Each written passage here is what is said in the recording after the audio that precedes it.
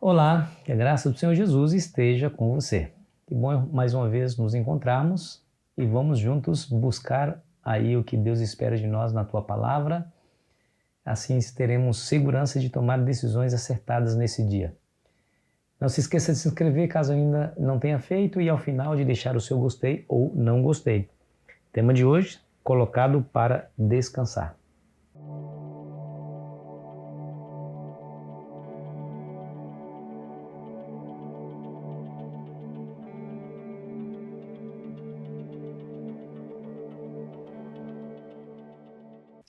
O verso para a nossa meditação de hoje se encontra em Marcos capítulo 15, versículo 42 em diante, que diz assim, ó: Ao cair da tarde, por ser o dia da preparação, isto é, a véspera do sábado, vindo José de Arimateia, ilustre membro do Sinédrio, que também esperava o reino de Deus, dirigiu-se resolutamente a Pilatos e pediu o corpo de Jesus. Mas Pilatos admirou-se de que ele já tivesse morrido e, tendo chamado o centurião, perguntou-lhe se havia muito que morrera. Após certificar-se pela informação do comandante, cedeu o corpo a José. É interessante que agora entra aí um personagem, que é a primeira vez que José de Arimateia aparece em todo o relato do Evangelho de Marcos. Quem é esse José de Arimateia? Era um homem influente, fazia parte do conselho do Sinédrio, era membro do Sinédrio, que era justamente um conselho que dirimia todas as questões do povo em geral, né? Era membro do fórum da época, né? E era um homem rico, porque influente também, inclusive, entre os romanos. Ele teve fácil acesso ao governador romano, que cedeu a sua exigência, ao seu pedido. Então, ele tinha uma certa influência. O que é interessante nessa cena é que o membro do Sinédrio esse que condenou Jesus à morte, se interessou num sepultamento digno de Cristo, né? E onde é que estavam seus discípulos? Todos fugiram. E justamente um membro do Sinédrio que condenou Jesus fez esse trabalho. Isso não é uma ironia? É, né? Inclusive, ao tomar Jesus e dar a ele um túmulo, um sepultamento digno, está cumprindo exatamente o que Isaías escreveu sobre o Messias lá em Isaías 53, né? Ele foi posto de maneira digna em uma sepultura. Porque os condenados naquela época, meu amigo, à cruz, eles não tinham importância nenhuma, muito pelo contrário, por isso estavam sendo crucificados. Então, uma vala comum seria seu destino, mas para o Filho de Deus, não podia ser assim, né? E havia um túmulo cavado na rocha, né? Cabia várias pessoas dentro do túmulo. E Jesus teve um sepultamento digno. Ele morreu na cruz do Calvário. Olha que privilégio que nós temos. Morreu na cruz do Calvário para nos salvar. Foi posto na sepultura como também somos postos, porque nós, infelizmente, não vivemos eternamente aqui nessa terra. Ele sabe exatamente o que o ser humano passa. Ele sabe. Viveu nesse mundo, foi maltratado, sofreu nesse mundo e morreu uma morte violenta e depois foi sepultado. E que privilégio esse de José de Arimateia, né? Diz a Bíblia que ele esperava, né? Ele esperava o reino de Deus. Ele esperava o reino de Deus. Que privilégio teve esse homem. Muito bem. Agora, um outro fato interessante nessa história é que Pilatos ficou admirado que Jesus já tinha morrido. Lógico, porque as pessoas passavam dias antes de morrer, né? E aí ele foi perguntar para o centurião, né, se havia muito que morrera.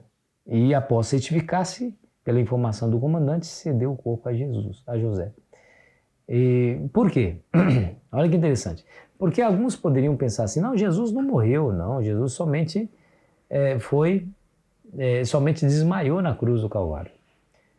Mas aqui o relato do centurião, que era um romano, demonstra exatamente a contradição disso aí, porque o centurião certificou de que ele realmente havia morrido.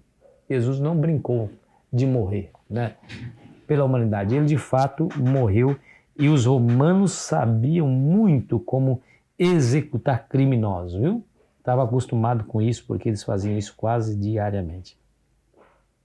E a Bíblia diz que José levou uma mortalha que envolveu o corpo de Cristo e o pôs ali na rocha. E fala que duas mulheres também viram o local, né? Maria Madalena e Maria, mãe de José. Não é esse mesmo José, é outro José. E essas duas, junto com Salomé, também assistiram à crucificação.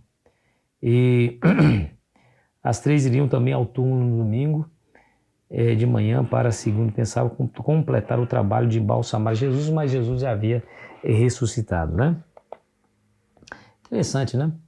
As primeiras testemunhas oculares da ressurreição de Cristo foram mulheres.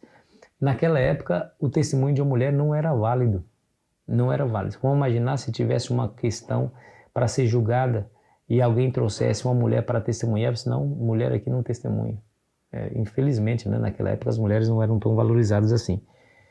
E exatamente foram as mulheres as primeiras testemunhas da ressurreição de Cristo, né? Se os evangelhos, né, quisessem inventar uma história da ressurreição, certamente não usariam mulheres como testemunha, demonstrando assim exatamente a isenção do relato de que Cristo realmente ressuscitou, né?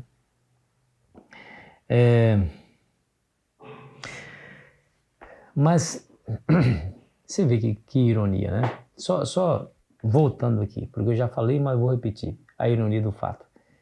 O membro sinédrio se preocupa com o sepultamento de Cristo e os discípulos fogem, né? Fogem. E a lição está dizendo exatamente isso, né? Como que o membro do sinédrio, órgão que condenou a Jesus, tenha se tornado um herói nessa história. E onde é que estavam os seus discípulos e como ter certeza de que em momentos cruciais também não estaremos ausentes. E como ter certeza de que no momento de tribulação e dificuldade, onde seremos ameaçados de várias maneiras, a gente também não tenha a mesma atitude de abandonar a Jesus, né? Como os discípulos fizeram.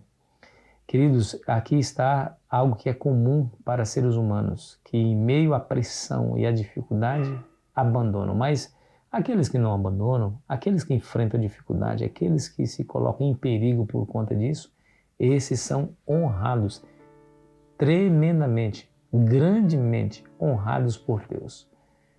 Esses são honrados por Deus, porque honraram a Deus também em um momento de decisão, de dificuldade, de tribulação e de prejuízos à frente. A Bíblia diz assim: honrarei aqueles que me honram. Por exemplo, se você perde o emprego porque você quer obedecer os mandamentos de Deus, inclusive o quarto mandamento que requer a observância do sábado, saiba que você vai ser honrado por Deus porque você está fazendo a vontade dele, perdendo esse emprego. Se você, diante das situações da vida, mantiver a sua integridade diante de Deus, mesmo que isso lhe traga algum tipo de prejuízo, saiba que você está agradando a Deus, que essa seja a sua resposta diante dos estímulos, dos conflitos, das dificuldades que o dia hoje possivelmente lhe trará. Que você possa ser fiel a Deus independentemente das consequências. Deixe as consequências nas mãos dele e viva para a honra e glória do seu Criador no dia de hoje. Ore comigo. Pai querido, obrigado por sua bondade, sua misericórdia de ter morrido por nós. Hoje nós sonhamos com a vida eterna, com a liberdade total, porque o Senhor foi a ponto de morrer por nós. Sepultado foi, mas ressuscitou ao terceiro dia para nossa alegria. Te damos honra, glória, homenagens, exaltação, porque tu és digno de receber todas essas coisas. Em teu nome, Jesus. Amém. Foi muito bom estar com você. Amanhã terminaremos a nossa semana e eu fico aqui esperando você ansiosamente. Aproveite bem aí o seu dia.